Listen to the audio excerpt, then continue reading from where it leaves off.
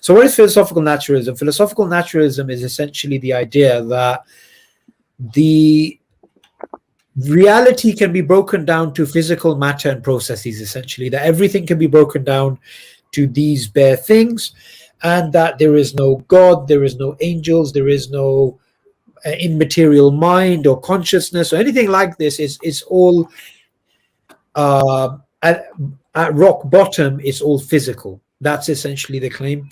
And so philosophical naturalism is obviously a position that most atheists would probably subscribe to, but not all atheists.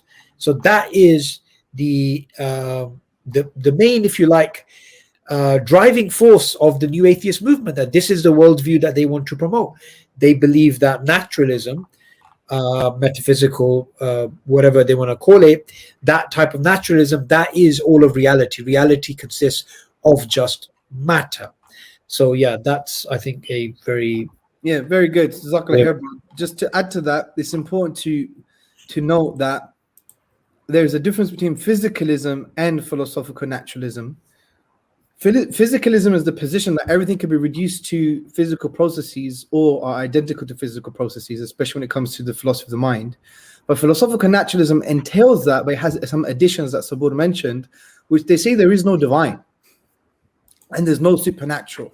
And one would argue, they may argue that there's nothing outside of the universe, if there is anything outside. And if there is anything outside, it doesn't affect the universe. So that is that's a good working definition of philosophical naturalism, alhamdulillah. And this is why many atheists are actually philosophical naturalists. Now, they don't like labels, but if you say to them, do you believe in God? They'll say no. Do you believe in the non-physical? They'll say no. Like, do you believe in the supernatural? They'll say no.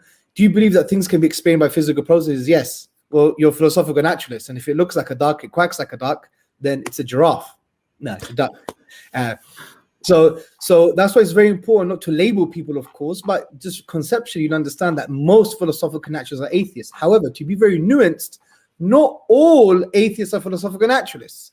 Now, we know Richard Dawkins is, in his book, his fiction book, The God Delusion, on page 14, I believe, he talks about to be an atheist means that everything can be explained by physical processes.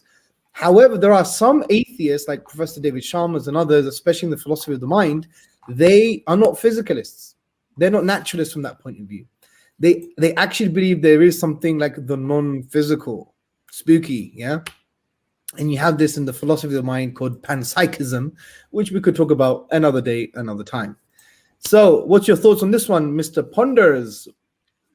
It's just one of the problems is obviously this epistemological claim that they end up making, where it's like they try to move towards we're not making any claim, we're just talking from the lack of belief in X, Y, and Z.